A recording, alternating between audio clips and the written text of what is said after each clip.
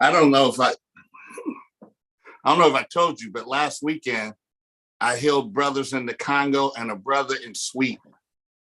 Okay. Okay. So we're just it's been very blessed the last 18 months. I can't tell you how blessed it's been. Well, I definitely can imagine that it's been. Go ahead, say what now?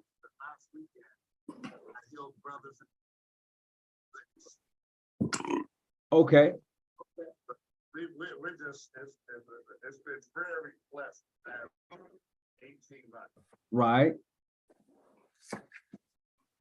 All right, so we'll get ready to come on right now, and we're going to be live. So tonight, my special guest is National Grandmaster Tyron Montgomery. We have definitely been in contact with each other, been going back and forth over and sharing different information. As you just heard him say that, you know, he's been in contact with his brothers over in a condo. What was over in a help me out, brother Tyron. What you just said? In the Congo and overseas in Europe. Okay. Obviously, we've got lodges in the Bahamas, and then last August, 3 lodges in the Grand Lodge in Sao Paulo, Brazil. Oh, all right. Well, I tell you what. Tell me about that. How's that coming out for you? It's been really a blessing. You know, the work, the reach out. We talk about, and all of this has come through our social media, our footprint out there, our website, phonationalcompact.com, letting people know that we're out there, and they reach out to us. For instance, brother Alexander Rentis reached out to us. They were a large group of mostly African Americans. There were some Caucasians there that were unhappy with their Grand Lodge system in Brazil. And after we spoke, he talked about how the system there was very similar here, that they had slavery there up until, I think, about the 1870s or 1880s. Very similar system. Theirs was cane sugar, over here was cotton, and slavery ended, and then they became Masons. But the struggle to become Masons was very similar here, where the mainstream system there really hindered their growth as Masons. And so in 2023, in their system, there had been very few any Afro-Brazilians, as they call themselves, that even reached the Grand Lodge level there. So wow. He researched America, found out about Prince Hall in the United States, and reached out to us. And we conversed for a couple months, and myself and 2 other brothers flew down there, healed over 30 brothers, created 3 lodges and a Grand Lodge. Wow. Okay. Well, hey, that's what you call putting in work. I mean, you know, that's what you call putting in work. And I know a lot of people have talked about the relationship that you and I now have, and they've wondered, how did that relationship come about? You know, I can give my part, but I'm gonna let you go ahead first. Then I'm gonna give my input on that. You know, I knew who you were from the Honorable Elijah Muhammad a few years ago. I had seen all the press clippings on that, and being an active Mason, so I knew the name and knew who you were per se. But I think the initial contact was through our website. You reached out and an invitation to initially come on your podcast and talk. And I know that you had Cedric Lewis on there, and I did not go on at that time. And I think this was probably around the August date of last year, 2022. And then we continued to talk, we emailed, we text, and you told me about the treaty. And I remember the instant you told me, my answer was yes. It was. When we talked, I was like, I'm interested in doing this. Yeah. And you was like, well, you said, explain to me what you want to do. And I said, I think it would be beneficiary of these jurisdictions of Ancient Free and Accepted Masons and a PHO could like just somehow come together on a level playing field and say, this is something we're willing to work toward in building a fraternal relationship. And he was like, hey, I'm going to Texas. Give me about a week or so after I come back from Texas. I said, well, I'm headed to Texas. He was like, when you get done and you're at Texas, we can live stream this. Let's make it happen. Exactly. And we're gonna move on from there. So, you know, that is something great that I think, and I know that has definitely benefited both jurisdictions. Can you tell me, how has this benefited your national body? Well, first of all, and I mentioned when you had me live streaming during the event in Texas, I was raised in a John G. Jones AF and AM, Successful Live 17, most worshipful, but oh my God, Benevolent Grand Lodge of Ohio, almost 30 years ago, AF and AM. So I was raised the AF and AM John G. Jones Mason. Killed over to the National Grand Lodge in 2002. So one, I was familiar with the history. My uncle, who is a man I revere and respect, and the reason I became a Mason, was also an AF and AM Mason out of Chicago on the South Side. His lodge was in Indiana. So I have a great affinity and great love for AF and AM, first of all. Secondly, like you said, when we first spoke and you told me, the kind of the tenets of the treaty and what it was about, that's what hooked me right then, because in Ohio, we had been part of this council many years ago. I speak to past National Grand Master Lee Singleton, and he tells me of efforts 20 and 30 years ago when groups like this came together and formed a treaty, and eventually they don't work out. And there's one other group that typically becomes part of the treaty, and then after they become members, it kind of goes sideways. You need to do this. You need to come over here to us. We are it. You're nothing. And so on and so on and so on. So I was familiar with some of these treaties in the past, but I always thought the tenets of it were a good thing. So when we talk about what's in this treaty, and this is what we have right here. And we talk about the recognition, we talk about working together in the community, we talk about visiting each other and supporting each other. That is what Masonry is about. So once you explained it to me, my answer was yes right away. And then the benefits of it have been nothing but positive since this has happened. I told you that in October, I was in Cleveland, Ohio for a potentate ball. And at that ball, because you had I think one of the Grand Masters that was there was from Cleveland. And so many of his people came to our ball in Cleveland, Ohio, our potentate ball. And it was one of the best numbers ball we had in a number of years. Because of the participation of other Masons and other affiliations, because of this treaty, we had one of the best balls we had in a long time. And we fellowshiped together. We took pictures. I think I sent you some of myself and some of the other brothers, the Shriners there. And it was just the way it is supposed to be. It's the thing you think about when you become a Mason. And you talk about giving that grip, and you talk about the fellowship, and you talk about communication and spending time together. That is what happened that weekend in Cleveland, Ohio, and has continued to happen since we got to be a part of this treaty. Well, that's the beauty of Freemasonry in itself. I mean, you and I have talked off and on about, how can we build these bridges and what can we do to really uplift Black Masonry, period. I mean, by showing and exemplifying that which we so desire to be is examples of Freemasonry. So I think between the various Grand Lodges that have signed on, such as Brother Anthony Pugh, who's he's also the President General for his Masonic Congress. He's signed on to it. Brother Dre Jones out of Texas has signed on to it. Myself, of course, my Grand Lodge, Calvin Sanders is Grand Master here. Also, we have Brother Rashad Muhammad out of North Carolina. His Grand Lodge is signed on. It's quite a few who's actually signed on to it the first go around, and now it seems that it's kind of taking toll. And really, there are other Grand Lodges and Masonic bodies that are looking to actually sign on and have this fellowship, this great working that we're trying to produce amongst the African-American diaspora of Freemasonry. Could you tell me about the brother who gave you a call today? Is that okay? Yes, I got a call yesterday from Brother Ed Rushing, Grand Master for James Sterling, AF and AM out of Georgia. He had, as you know, I did a video for this, and I know that you did a video for this, I believe, for the treaty. I did a letter for it. They got posted on our website, and we talk about our social media footprint. Well, he saw this. Through our website. He said he wanted to, reach out to me and become a part of this.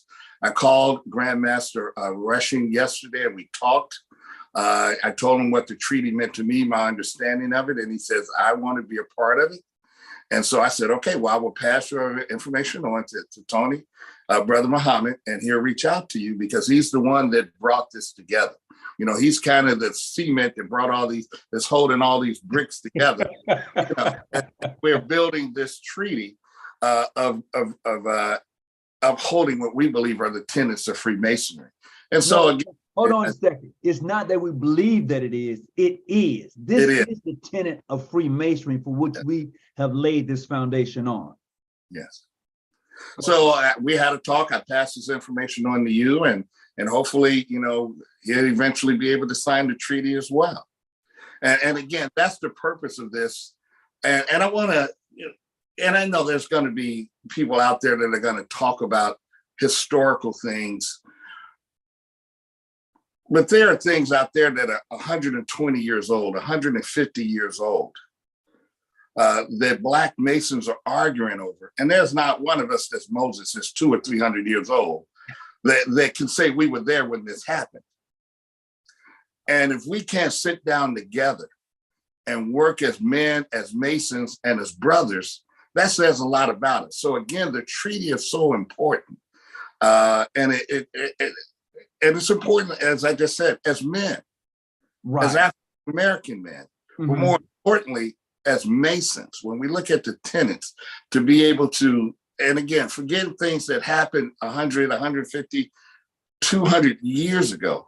If we can recognize each other and work now on the square and be brothers, to me, that is what is important. That is absolutely correct. I mean, when you lay it down that way, it falls right into play with what we're trying to do as far as uniting. Now, look, let's not sidescape anything. We all know we got our issues. That's number one.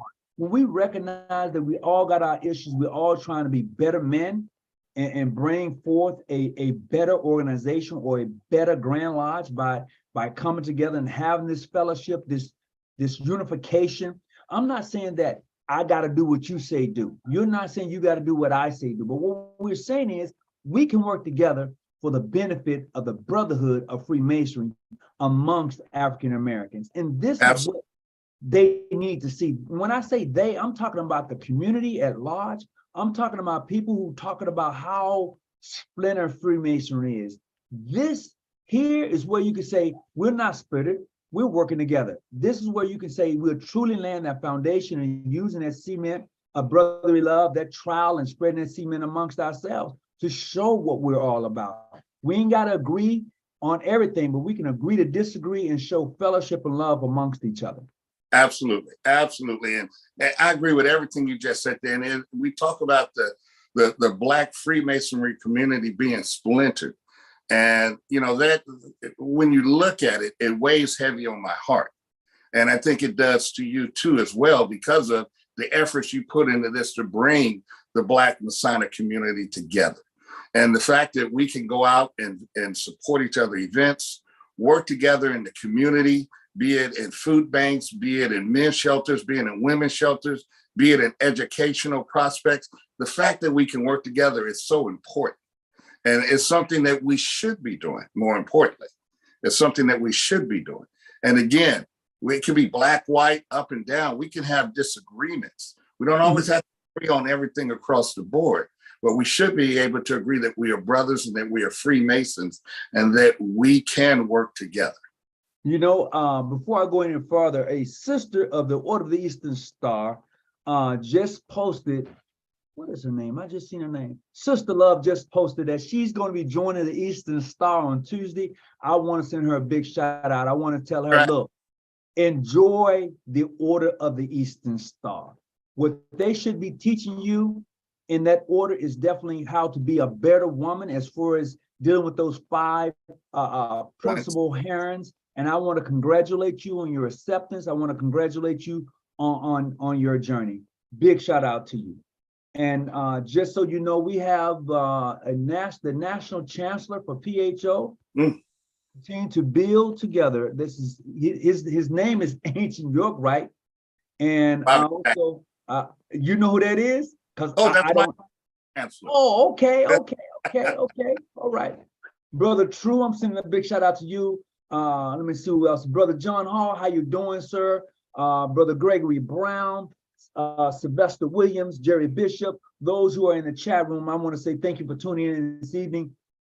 As myself and the National Grand Master, Tyron Montgomery, have a candid conversation in regards to Freemasonry and how we're planning to really push this objective of unity together. You know, just like United Airways. I mean, if you miss this flight over here, you can always buy a ticket for United. I'm just saying, you know, we just trying to really push that thing to let you know that Masonry, we want to represent and exemplify what it should be amongst us. So tonight we're just having that conversation. He's already said some of the things that he's done on his part and how he's expanding his Masonic organization. And that's a great thing, to be over in Europe, to be over in the Congo. That's beautiful. I mean, that's what we're supposed to be all about. Because a lot of times people put Freemasonry in a box. Oh, this is it.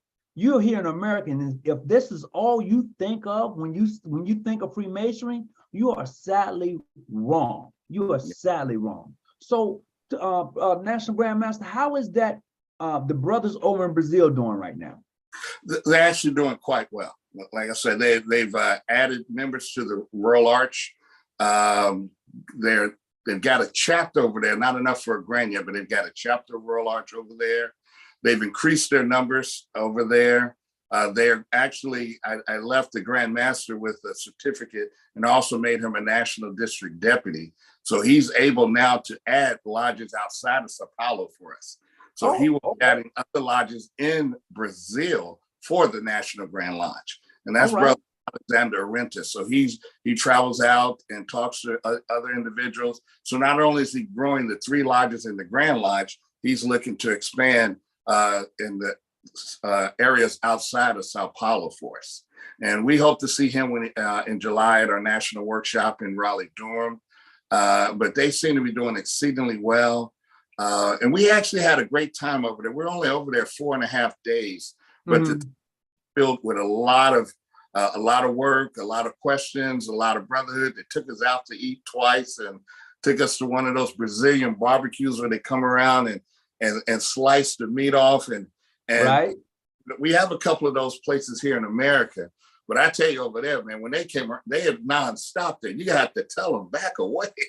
Wow, they was really putting it down like that, huh? They were. And they treated us, the 3 of us that went, they treated us very well, very appreciative. And we had a good time. But they continue to expand, continue to add to their base. Like I say, although the majority of them were Afro-Brazilian, there were Caucasians that came with them. So it is a mixed set of brothers over there. And they can grow their numbers. And like I say, looking to expand outside of Sao Paulo as well. All right. There's another brother just popped in, Ty Boogie, 3MM. Greetings and welcome. He's from the Prince Hall Grand Lodge out of Texas. Just want to send him a big shout out. Hey, man, welcome aboard tonight as myself and National Grand Master Tyron Montgomery, as we have a candid conversation in regards to the amenity that several of the Masonic bodies have signed together and willing to work with each other. Just as, I'm going to tell you this here. Listening to you talk and how you have expanded from where you was at, and I would tell you that this amenity adds to that, because we have lodges. We have a lodge over in the UK. So if a brother finds himself over there, all he got to do is say, "Hey, look, I'm part of either one of these bodies," you know, or maybe they may have to call back where we can vouch for them. And not only that, we have a lodge down in Trinidad. We have a lodge over in Trinidad, united as one. So this, for me, expands the branch of Freemasonry amongst us. It gives us a lot more avenues to travel within, because we here at the Most Wishful John G. Jones Grand Lodge, California, we are looking in the near future of joining Calypsis. I don't know how much you know about Calypsis, but that's one of the things that my grandmaster, myself, and some of the officers have looked at. We have petitioned them. We have sent them our application, and from the information I've gathered about Calypsis, it is one heck of an organization to be part of, and that in itself has opened other doors for us. As a matter of fact, I was supposed to have been traveling to Istanbul, Turkey, here pretty soon, but with the earthquake happening, the wife was like, I don't think you're going nowhere soon, not there. Yeah. So I had to postpone that. But however, I was able to contact the past president for Calypsis, and he and I have talked about some things, how are we going to possibly be making some things happen here in the States soon. So Masonry is huge, man, and the avenues for which we have formed these relationships and brought about the various other Masonic Grand Lodges in other countries is a beautiful thing. It's absolutely beautiful. It is, and I agree with you. And you know, when you first become a Mason, typically all you know is that local lodge and your local lodge meeting. And then you spend time and you may go up to the upper houses, York Rite and Scottish Rite, and you have a Grand Lodge. And so many times we are just unaware of how universal Masonry is. It exists all around the globe, on every continent. And so we're literally part of an international fraternity system as a Freemason, you know, and so to reach out and to be part of something that you have fingers that stretch beyond your block or your street or your city or your state really says a great thing and shows the universality of Masonry itself. To the Grand Chancellor, Brother Ancient York, there is a process for becoming part of Calypsis, and I can get that information over to you. I have no problems. I would tell you, if you go to their website, it's Calypsis, I want to say Calypsis.org, and their history, everything about them will come up, and you will find it to be very interesting. And they do recognize some women's Grand Lodges in that whole scheme of things, but you don't have to. And I like that, because you know, the brothers here be like, no, we ain't having that. And so, you know, that's hands off. But go ahead. What you was gonna say? No, I'm saying I'm familiar with co-masonry, the branch that allows women in and the experiment, even over in England, I think 30 or 40 years when they tried the co-masonry, and it exists here, even in the United States, in a few pockets, you know.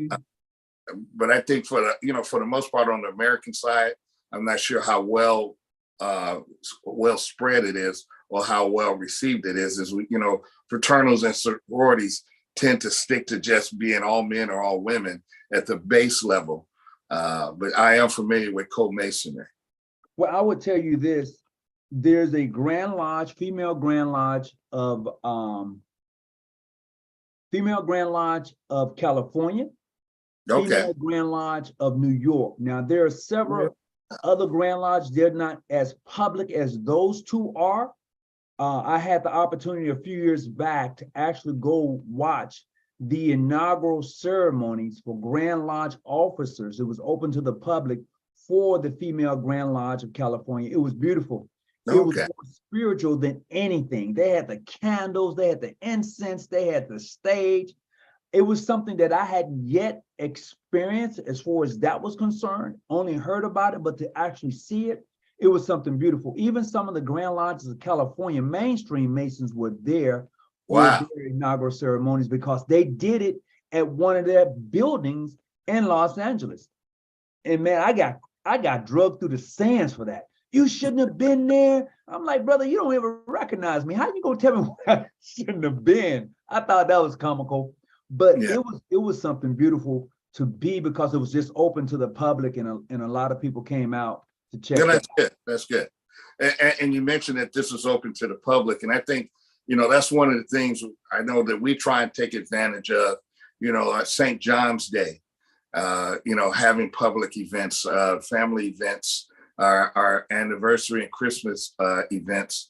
are typically open to the family so that they can come in and meet the members and see all the other people that you go out to your lodge meetings with. So I love when there are events that are open to the public. Right. And that's another beautiful thing is that when you're able to do sometimes we'll do what we call a public installation, and we'll have food afterwards and allow the family members, the girlfriends, the wives, the daughters and the kids, the sons to come on in and watch their father receive his obligation to the office for which he was elected to.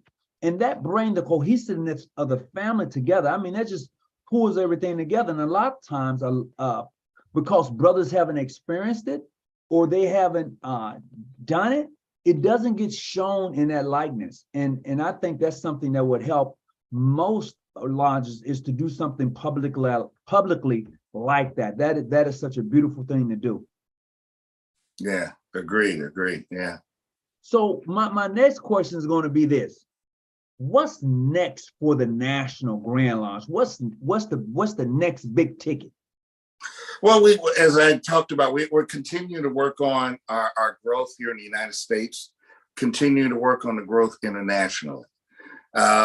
We've come a long way in the last 18 months per se. Okay.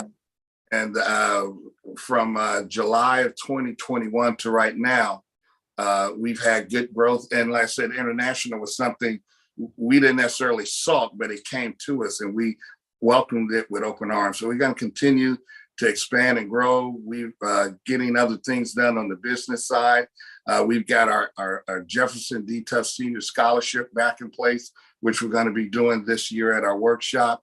We're going to be doing some charity work in Raleigh-Durham, North Carolina, doing the workshop as well. We continue to have the Grand Lodges and local lodges do community work and charity work and good work. And those things continue. Then we've got a series of events that are coming up as well.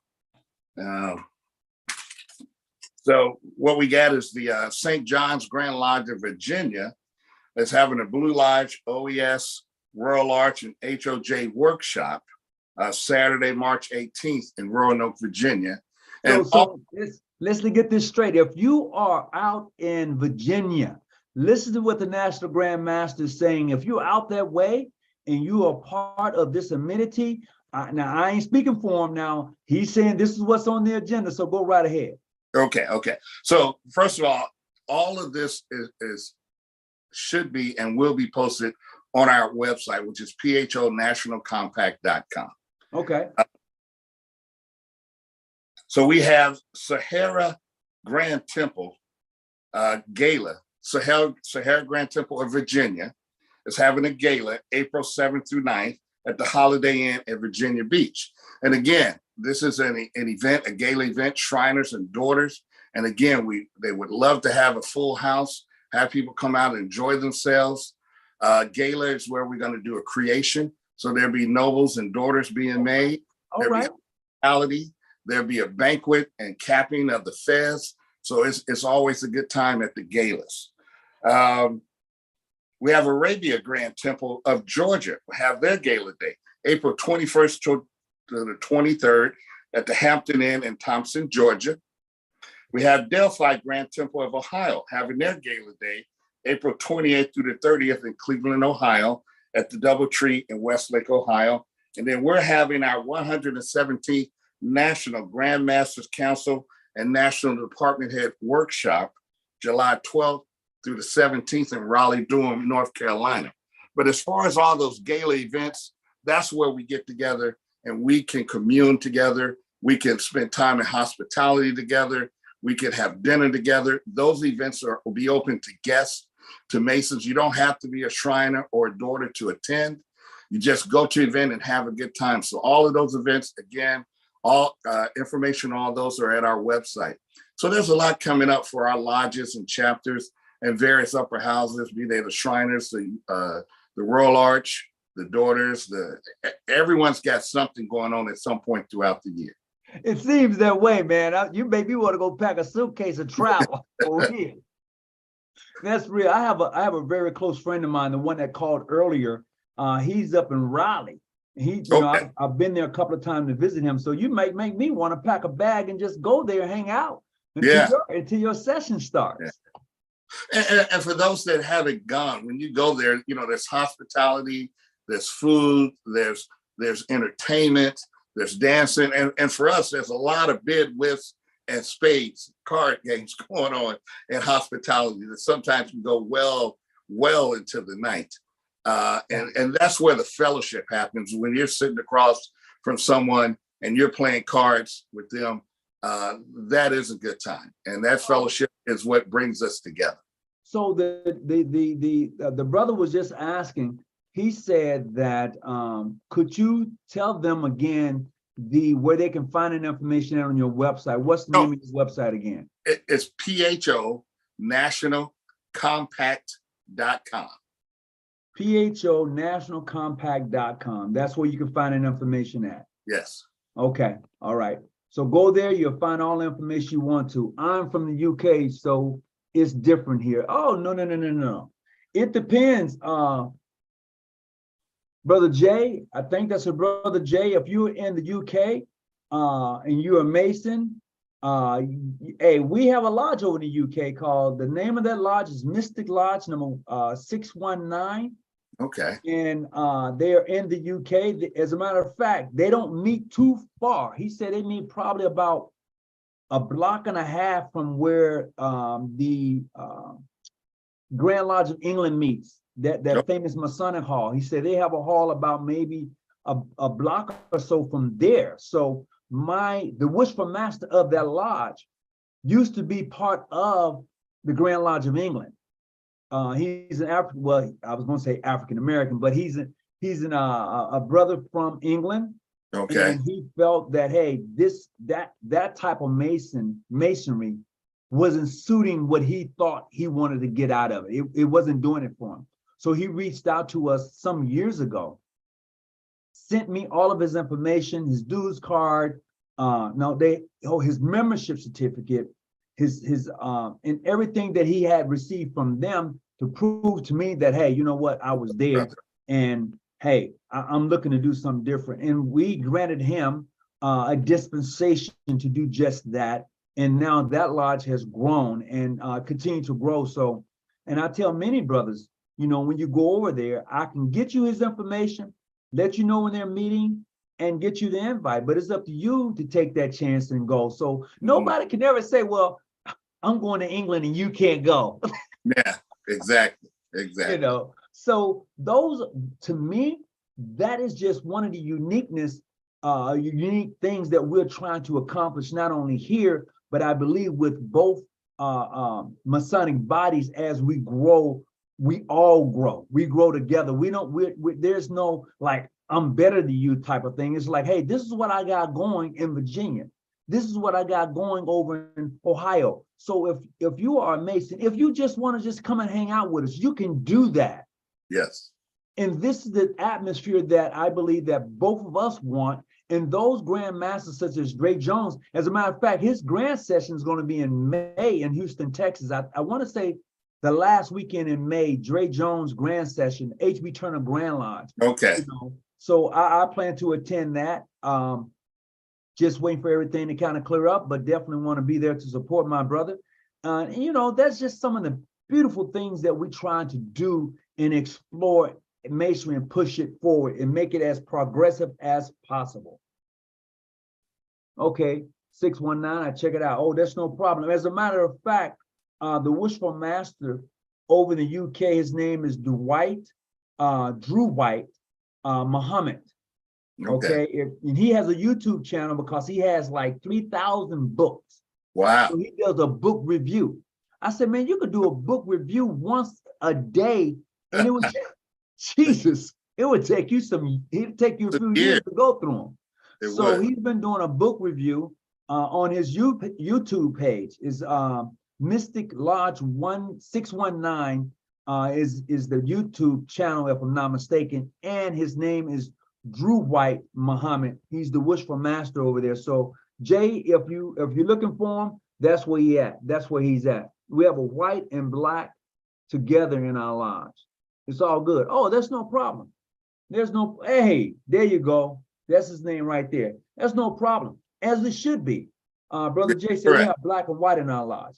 That's the epitome of what masonry should be, you know. But however, we all know that there's just issues, and you have to be able to, as a mason, to kill the ego, to kill superstition, and to kill ignorance.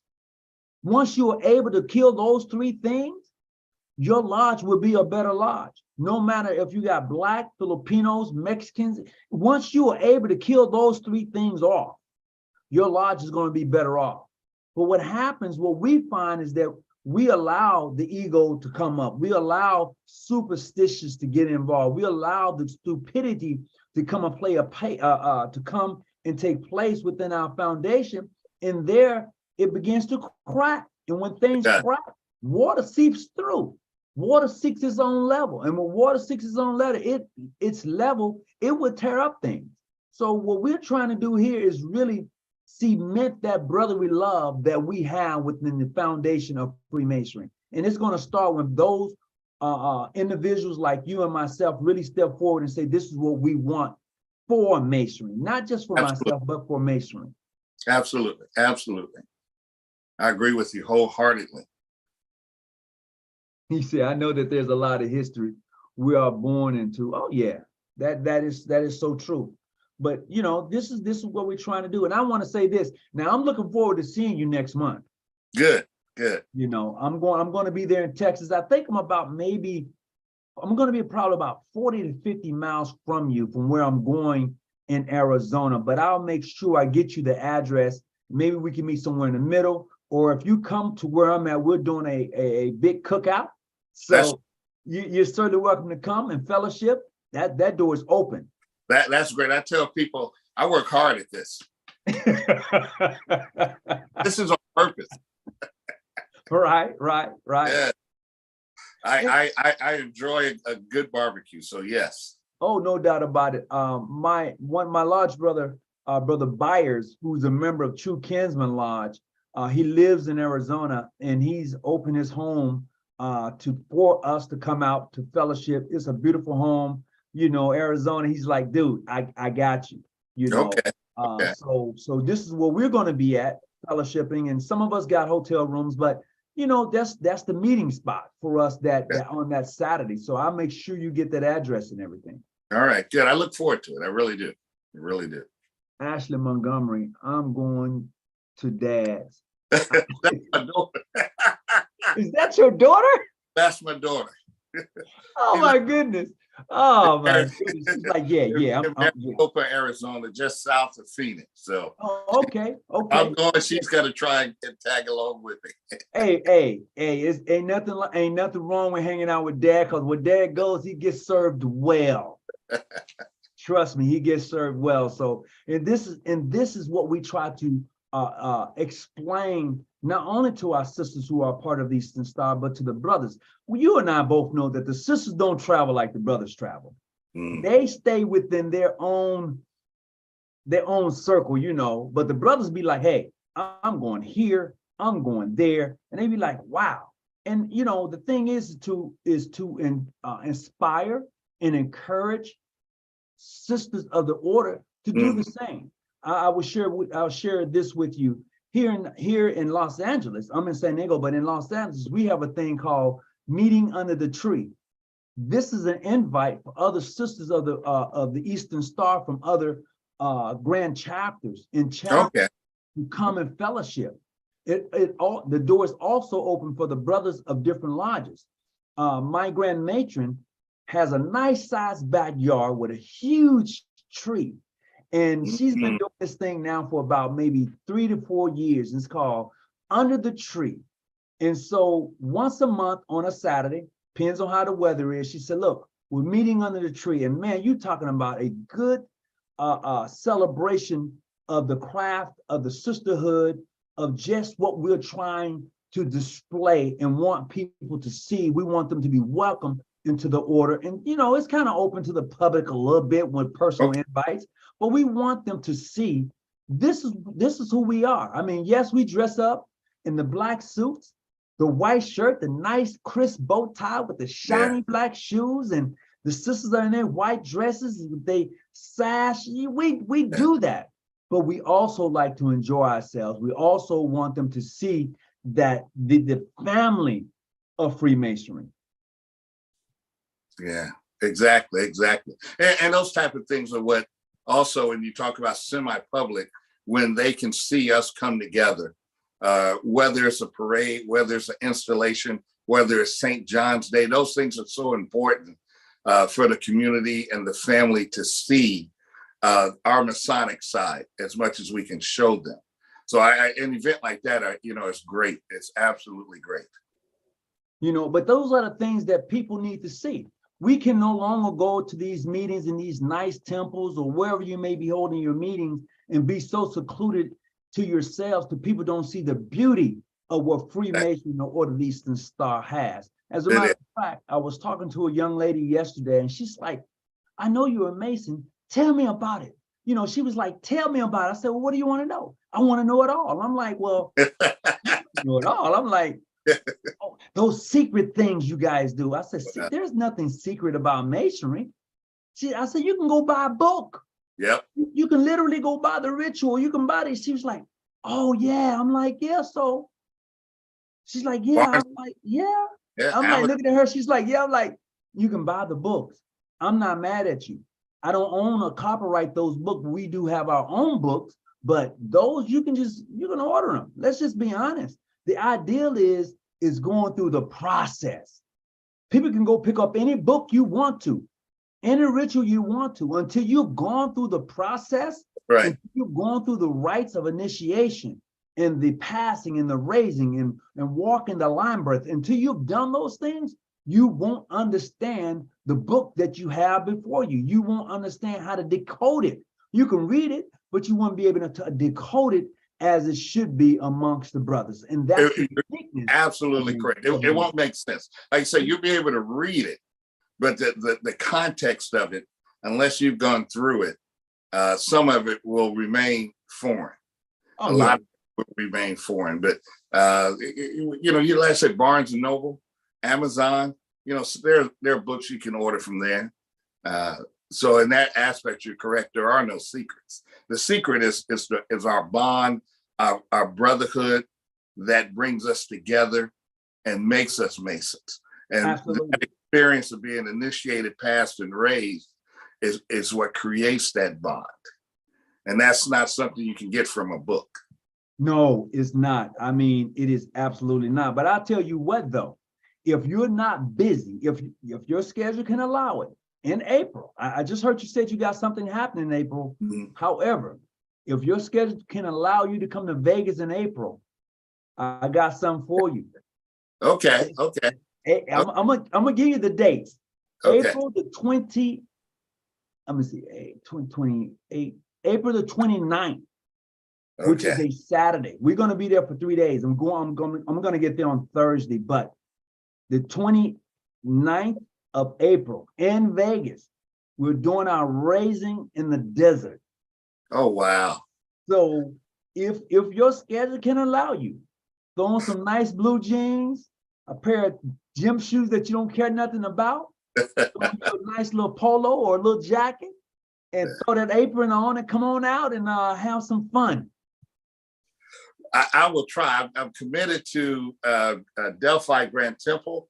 And then also we're supposed to do a walkthrough for the hotel also in April. So I can't commit, but if I will let you know, I will get back to you. But obviously with some of these events, I'm expected at some of those as well. But that's why I have a deputy grand master and a national senior warden and national junior warden. So sometimes we got to split these duties up. Oh yeah, split them up. I'll tell you what, you split them up. I'll make sure that your deputy gets taken care of, and it'll be something he'll come back to you and say, look, the next one you gotta go. You gotta go. As a matter of fact, we're doing 2 special events on that day. Starting at 3 o'clock in the morning is the raising in the desert, and at 10 o'clock we're doing the creation in the desert. Okay. So we got two special events going. I just thought about it because we have some brothers who are coming from Atlanta to be created and to be raised also. So it's going to be special. It's going to be special. I may have to zoom you in. Okay. Yeah, they have to. It sounds like something that needs to be attended. Oh yeah. And this is something we try to do throughout the year. As a matter of fact, we have a couple of lodges in Las Vegas, and we do one nice size one, and they do this is how they raise their members. Okay. Okay, so they let me see, I think we probably do about 2 or 3 a year.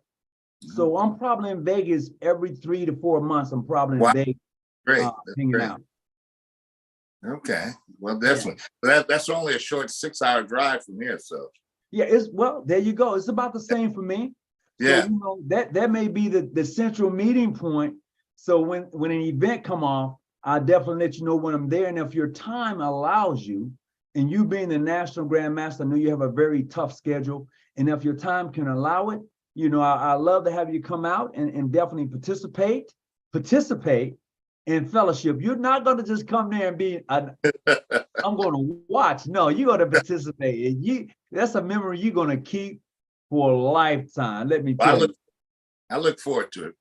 Oh, yeah, no doubt about it. Let me see if we got any questions over here. Yes, that is outdoors, and degrees yeah, it is a must. Outdoor degrees is a must. As a matter of fact, I got a call from a brother. Can't even think of his name right now. This brother called me up and he told me that they're going to be doing, because of, I'm not going to say because of what we're doing here. He said that they're going to be doing their Sublime Prince degree work outdoors for their Supreme session. Wow. I was like, really? He was like, yeah. He sent me an invitation. I got to go look at my email, but they're going to do the encampment. They're going to set up the encampment outdoors. So I'm looking forward to some of this, man. Yeah, I'm going to tell you, this is because of what we're doing. Yeah. He reached out to me in regards to what we're doing here and sent that invitation to me, saying, look, man, I see what you're doing. You know, I want to invite you out to our Supreme session. And this is what we're doing here. We're doing an outside encampment, and, you know, come and enjoy yourself, you know, and be fully regaled in your position. And we're gonna get this work in. And I'm kind of looking forward to it. And this is the exciting part of it for me. Yeah, there's an opportunity, and the things you mentioned, and we talk about the ties that bring us together and keep us together. The things you're talking about, the encampments, the degrees in the desert, the creation in the desert, the galas, the workshops, all of these things, and for those out that are outside of the circle, these are the things that help tie and bind us together. And we spend time together, we fellowship together. And I hope I can make some of these events. I would plan to make some of these events with you. But like I said, I look forward to seeing you next month here when you're in Arizona, definitely. That's already on the calendar. And it's on mine too. And I'm a little slender guy, but I do like to chop down on some good food. You know what I mean? And now, like I said, my daughter's out there, so she invited herself. So she did she? Yeah. She's like, yeah, Ashley Montgomery, yeah, come on out. She's like, oh, my daddy. Oh, for sure. I see that brother Vincent Gilmore just put in that, I think he said his grand session is your grand session the last weekend in April? And he said he might fly in on JetBlue, but but yeah, definitely. I'd love to have you out, and definitely to fellowship, you know, and that again is what we try to exemplify. That's what we want to spread. We want to show what Masonry really looks like as we each continue to grow. Because you know what, if a person can't sit and look at themselves and see their growth, something is wrong. I agree. You know, and I can only speak for myself. I go back and I look at some of the things I've said years ago when we first started this channel. I'm like, wow, I must have been really upset when I said that, you know. But as I've grown, as I've taken on other positions and been elected to these various positions, it has really helped me to kind of tone down just a little bit there, National Grandmaster. It kind of helped me to become a even keel, you know. So, and that's the beauty. If you take some of the things that we teach in masonry, it'll get you there. It would get you to become that kind of like tone it down a little bit. It's okay to be excited. Breaking off some of those rough edges. Oh yeah, there you go, right there, right there. Chipping off some of those rough ashes, them rough edges. Making ourselves better men, more tolerant men, more loving men. Absolutely, I understand exactly what you're saying, and I think in each person's Masonic life, they take a journey. Right. You know, and I say it's been almost 30 years. Matter of fact, I talked to my cable tone today, and we talked about an hour. He's still up in Ohio, and we talked for about an hour. He told me what's going on. He's also a Sigma brother of mine, so we talked about Phi Beta Sigma and what was happening in Columbus, Ohio, and we still talking. Like it's, you know, we're a couple 2,000 miles away, and we still talk all the time. But we've both taken journeys. You know, we both taken journeys, and we've matured and grown, and so that's part of your Masonic journey, not just as a man, but you know, the same thing in masonry. You take a journey as well. Absolutely, I have zero tolerance for ruffians. Absolutely. Dre's grand session is going to be April the 20th to the. Oh, your grand session, brother Vincent Gilmore. Okay, all right, yeah. When you be coming out of grand session, we'll just be heading to Vegas at that time. So if you want to come on to Vegas, you certainly welcome to do so. You're definitely welcome to do so. I was raised in the desert. Wouldn't have had it no other way, the ancient way. Oh, Brother McHale. Brother McHale was raised in the desert about 2 years ago. Okay. Young brother. I mean, I would say it was an experience for him. You know, but he's a young master mason within our jurisdiction. And man, it's good to have young brothers to come through. I know that. They bring that life to you. Right. And the you know, that raising from a dead level to a living perpendicular, when it's done and done correctly, it leaves a mark on you for the rest of your life. Absolutely. Some things that I read in the chat really don't need for me to bring forth, because you know, negatively, negatively, I don't want to use that word, but people bring their own energy to a conversation and really try to kill the spirit of what's happening. I'll leave that where that's at. Okay, understood. It's kind of disheartening, because this conversation that you and I are having is one of brotherly love toward each other, regardless of what may have transpired and how others may see it. But this is where we're at. Correct. And that's the beauty of it all to me. And going back to the very beginning of this, the treaty. We talk about, you know, how the treaty, the tenets of it, the communication, the respect, the acknowledgement, and then, you know, to get something that might not be along those lines in the chat, you know, it's you know, it has no place here. It has no place in masonry overall. So I understand what you're saying. Yeah, and so there was a time I get fired up, man. I'd have seen that. I'd have been lit. I ain't lying. I'd have been like, boom. I'd have been in on it. But there was a time years ago, a few decades ago, I was in chat rooms to 2-3 o'clock in the morning, arguing with folks over stuff. Arguing with folks, you know. I obviously, you know, like I say, I was raised John G. Jones, talking about his history and his impact and what he did, and just going at it with folks. And at some point I say, you know, why am I doing this? Why am I? And then you grow, you mature, and says, this is not how I want to spend my time as a Mason. with just dwelling on the negative, dwelling on something that happened in 1895 or 1897 or earlier. I understand it happened, but I'm not going to spend my time dwelling on that. I'm not going to spend my time dwelling on the negative. One of the things that I think you've mentioned to me in what I do at the National Grand Lodge is to, as they say, accentuate the positive. And we talk about the things that are going on at the National Grand Lodge. And certainly it hasn't all been easy. It hasn't all been pleasant, but those things are just side steps to what we're doing. Overall, it's been positive. It's been uplifting. It's been a great momentum. There's been a lot of growth. There's been a lot of love coming toward the National Grand Lodge. And when we have a sidestep, we deal with it, but we continue to go. And we don't let that negativity or that sidestep slow us down. But more importantly, we don't let it stop us. Mm-hmm. And you shouldn't. I mean, things happen. Life goes on. Tomorrow Correct. Will come, whether I agree with you or not. And that's the thing. Can I get past that?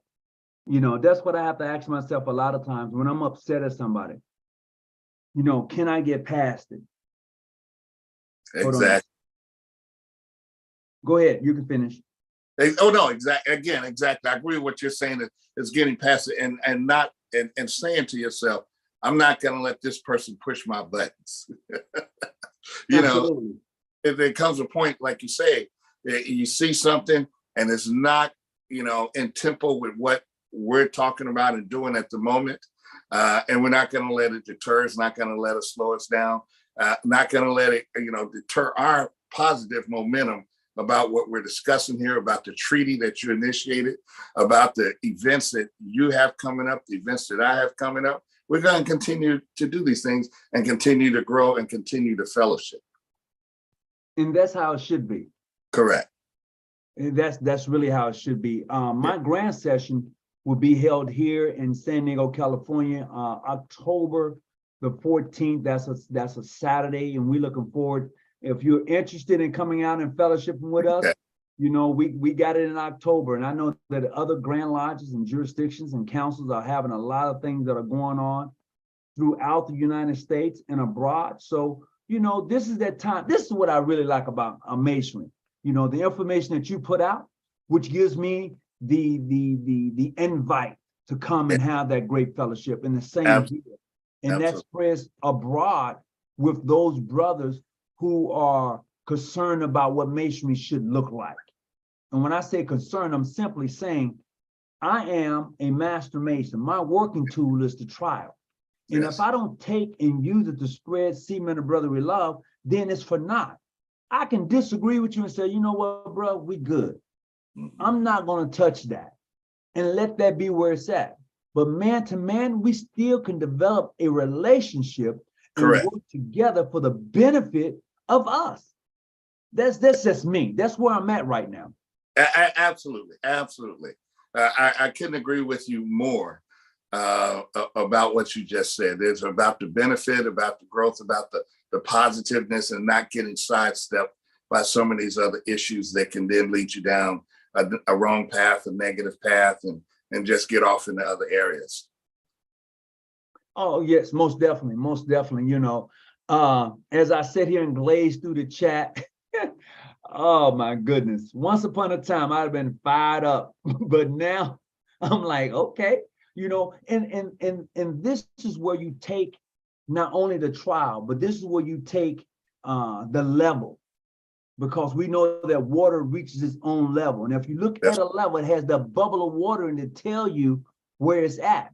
Correct. And when you're able to take that particular working tool along with that trial, you level out a little bit. You're no longer easily upset over what someone has said. You're not easily set aside and deterred from your goal, from what's ahead of you. You're like, okay, and you just keep on moving, because those who talk about you, those who hate on you, whether they like you or not, I can just look in my mirror and just see them in the back, not ahead of me, but behind me. And I like to use my haters for my elevator and rise above. Absolutely, absolutely, right. And you know, we talk about, and I keep talking about the bond, the what Freemasonry means. And I had sent you some communication, and I did in my State of the Compact address. And then there I addressed some issues, and I talked about how I had asked you to do some work for us, and you had done it. And even though the work wasn't accomplished, and I said I want to give all love and respect to Brother Tony Muhammad, and I believe through his actions, he has told me that he understands the tenets of Freemasonry and accepts it. And again, whatever the haters are out there, and again, I don't have the looking at this online like you are right now, but you know, that's not what we're about. If that's what they want to be, that's who they are. That's not who we are.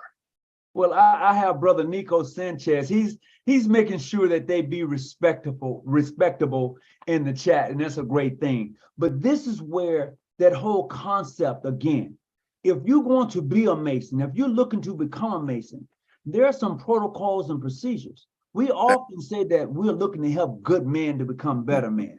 But the criteria that we have for a person who wants to be a Mason, they're already a good man. What we want to do is teach them how to be a Mason, to teach them that these working tools that we have for a symbolic and noble use, we want you to be able to apply them to your daily journey. And when you're able to do that, some things are really going to take place. Absolutely. Let me share this story with you. This is why some of the ministers, I don't know what your beliefs are, but I find that some ministers gets very upset when they find out you're a Mason. I don't know why, but it's true. I don't know what your take is on that, but I've come across something like that. That may be a whole separate podcast. I do have a take on that. And I don't know if we got enough time tonight. And you talk about lighting up what you're seeing on the screen right now. But you know, so we have to talk about that. We both might have to be ready for what may come from that. But you know, I know, and I was born and reared in Chicago, and I say reared because my mother said, "You raise cattle, you rear children, you teach them." So I always say I was reared in Chicago, and surrounded by a lot of Masons there. My uncle, the reason I became a Mason, Lawrence Jr., who I revered and loved and respected, you know, taught me things on how to be a man and take care of my family. He was a Mason. Come to find out, my great grandfather on my mother's side, also a Mason. Okay. On my wife's side, there's Masons there. So there are a lot of Masons around me growing up. And at the time, I didn't necessarily know as a child, but as I got older and then saw the rings and other things and realized what they were. Mm-hmm. And the man who, you know, were standout men, great men. You know, none of us are perfect. It's not about being perfect. We talk about taking good men and making them better men. But all these men were in the church as well. You know, they were deacons. They were, in some cases, pastors and working in the church. So I'm not quite sure why at some point in the last couple of decades, there have been some pastors in some churches that have made that turn, and not sure why. I have my theories as to why, but I'm not quite sure why. I'm talking to my daughter. I said, give me a bottle of water. She said, who, for me or you? But you know, hearing that, I'm going to share this story with you. So being from Mississippi, I was with that'll work. I was with my grandmother, and she's an Eastern Star. And the funny thing is, I was at her home one day and I picked up her book, and she like had a fit. Oh my God. She was like, oh, you need to put that down, baby. No. And I was like, Grandma, I'm a Mason. Man, she lit up. I mean, her whole demeanor just went like, what? Oh my God. Oh, my baby. Oh, my, come here. And I'm like, what?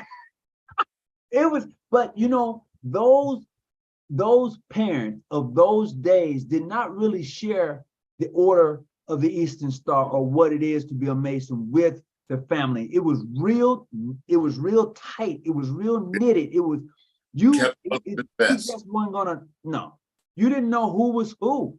And that's how they carry themselves. But today, with social media, with so many other avenues out here, you know, Masonry is in competition with everything. Let's just be honest, because people can find their can use their time in so many different ways. Absolutely, absolutely. And you know, one of the things, and I mentioned my uncle, he didn't talk about Masonry. What he told me and my other cousins was, when you get grown, my expectation is, as a man, you become a Mason. And that was it. And he led by example.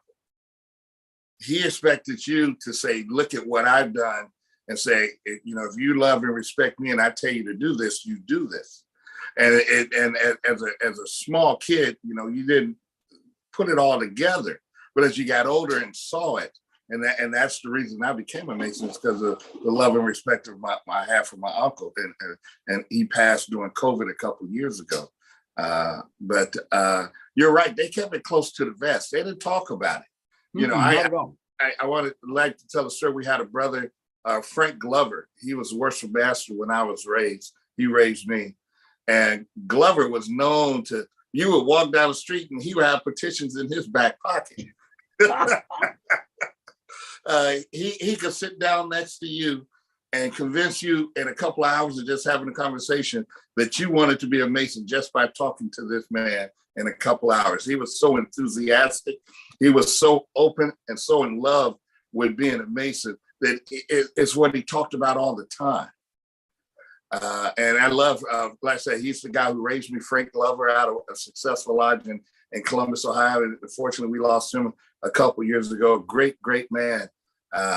Again, he wasn't bashful about talking about it. You know, and that's the beauty of some of the brothers in the craft.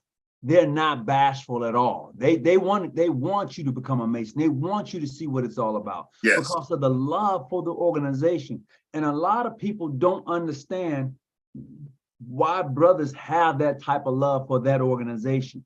You know, although we know that everybody in the organization ain't great, everybody ain't good. I'm using an ain't in it, you know. So, but there are so many more who really put Masonry into the right perspective.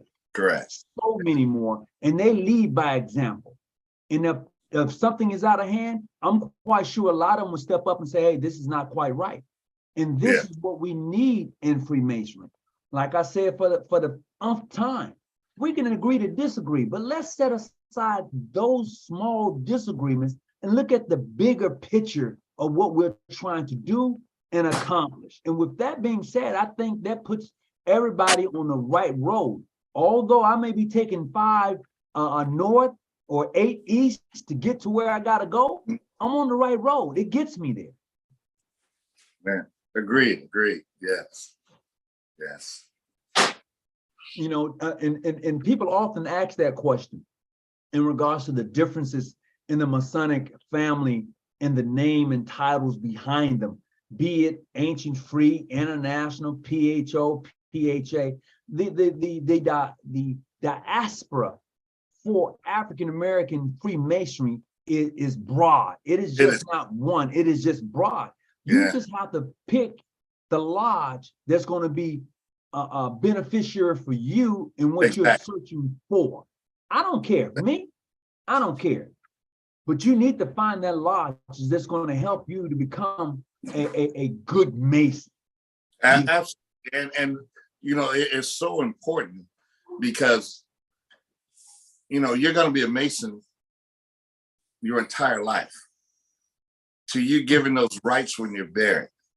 So you're so correct that trying to worry about the affiliation or this or that or this history, to find the right lodge for you is probably one of the most important things you said this evening, because that's your base, that's your Masonic home for your Masonic lifetime. Absolutely. Yes. You spoke about Frank. Apparently, Frank was a short man with a loud and friendly voice. That's what I was just told. He was. Papa Smurf is one of the nicknames we had for him, because he was a little short guy. He was a former boxer. Really? And Frank was just, Masonry was so dear and close to his heart. Like I said, he would meet people on the streets, and it gave him the time of day he would leave you wanting to become a Mason. Wow. And like I said, it's nothing to see him if he had petitions in his back pocket. And like I said, Frank just absolutely loved being a Mason, loved the brothers and successful, loved the brothers and Benevolent Grand Lodge and Eureka Grand Lodge, and was absolutely, one of the, for me, one of the most important Masons I've ever known. You mentioned Eureka Grand Lodge. Is that up in Washington, D.C. somewhere? Eureka Grand Lodge is our Grand Lodge in Ohio.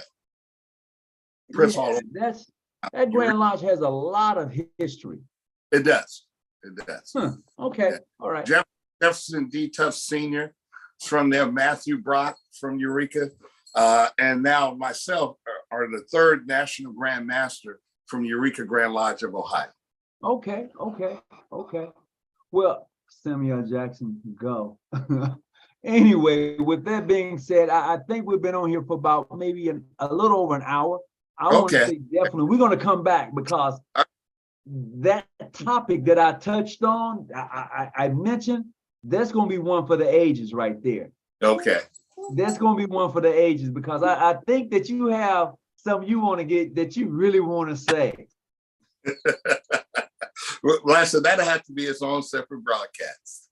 Oh, no doubt about it. No doubt about it.